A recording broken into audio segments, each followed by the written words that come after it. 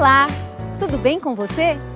Já sabemos como funciona um grupo interativo, não é verdade?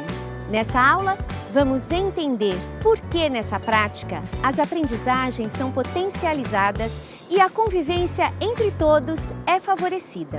Você já deve ter lido ou pelo menos ouvido falar de Vygotsky, não é mesmo? Ele é um autor referência para os trabalhos em comunidade de aprendizagem e sua teoria de zona de desenvolvimento proximal nos ajuda a compreender por que são as interações favorecidas nos grupos interativos que potencializam as aprendizagens de todos os alunos. Vamos entender melhor sobre as contribuições da teoria de Vygotsky para o projeto Comunidade de Aprendizagem? Segundo o autor, o desenvolvimento cognitivo de uma pessoa se dá por meio da interação social, ou seja, de sua interação com outros indivíduos e com o meio. É através da participação em atividades culturais orientadas por pessoas adultas e companheiros mais hábeis que os estudantes interiorizam os instrumentos necessários para pensar e se aproximar da resolução de um problema de maneira mais madura do que fariam se estivessem sozinhos. Em sua teoria de zona de desenvolvimento proximal, Vygotsky propõe algumas definições sobre o desenvolvimento da aprendizagem. Vejamos. Nível de desenvolvimento real, o que os estudantes já sabem fazer sem a ajuda de alguém mais experiente. Nível de desenvolvimento potencial, aquilo que o aluno está em vias de fazer sozinho, mas que naquele momento só consegue com a orientação de outros. A distância entre esses dois níveis é o que chamamos de zona de desenvolvimento proximal. E para entendermos melhor como esse conceito embasa a prática dos grupos interativos, vamos analisar as três principais características que potencializam essas interações: as atividades planejadas pelo professor, os agrupamentos heterogêneos e a presença de um voluntário em cada grupo. Vamos lá? Atividades planejadas ou selecionadas pelo professor. Como vimos na aula 1 desse módulo, uma importante função do professor nos grupos interativos é a seleção das atividades que serão trabalhadas nos grupos. É importante que o professor busque atividades que possibilitem que seus alunos possam fazer uso de ferramentas e saberes que já possuem para conseguir resolvê-las, sejam sozinhos ou com a ajuda de um colega do grupo. Por exemplo, em salas de aula de educação infantil, o professor pode selecionar diferentes jogos que as crianças já conhecem, mas que nem todas conseguem jogar sozinhas. Assim, a própria atividade proposta favorece a interação entre os estudantes, uma vez que em cada grupo terá um ou mais alunos que já compreendeu as regras do jogo e poderá ajudar os demais a conhecer e jogar com mais autonomia. O mesmo acontece para o ensino fundamental e médio. É preciso que o professor garanta que as ferramentas necessárias para a realização das atividades tenham sido trabalhadas anteriormente em sala de aula. Com alunos entre 6 e 7 anos, por exemplo, é possível propor atividades de compreensão leitora e escrita, como a leitura de um texto, escrita de lista de palavras e jogos de linguagem. O importante é que todas as propostas envolvam o uso de conteúdos e habilidades que já tenham sido trabalhados em outros momentos com a ajuda do professor e que nos grupos interativos eles possam acionar o que já sabem, interagir entre si e então realizar as propostas. Vale destacar que um critério fundamental para selecionar boas atividades para oferecer nos grupos interativos é que elas tragam à tona conteúdos e habilidades escolares essenciais para a inclusão na sociedade atual. Grupos heterogêneos.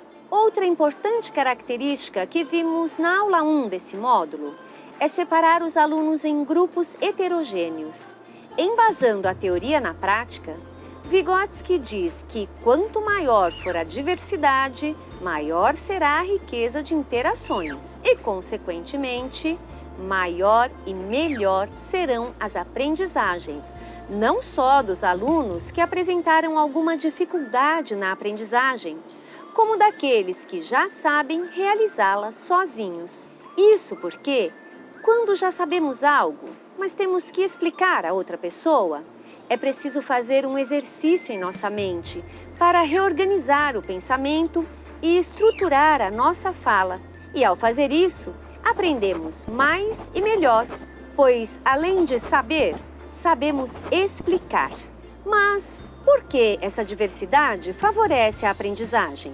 Quando estão diante de um desafio a ser resolvido entre pares, os alunos podem colocar em jogo tudo o que já sabem para resolver as questões e contam com a ajuda dos colegas mais experientes para avançar em sua aprendizagem. Além disso, ao trocar os diferentes pontos de vista sobre a resolução da questão, faz-se necessário argumentar, explicar e, com isso, aprende-se mais.